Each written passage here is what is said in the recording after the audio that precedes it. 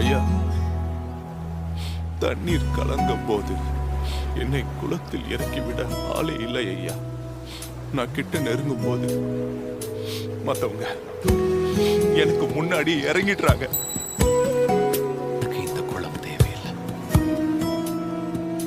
உனக்கு தேவை நான் மட்டும்தான். அப்ப நீ எழுந்து உன் படுக்கையை எடுத்துக்கிட்டு நடந்து போ.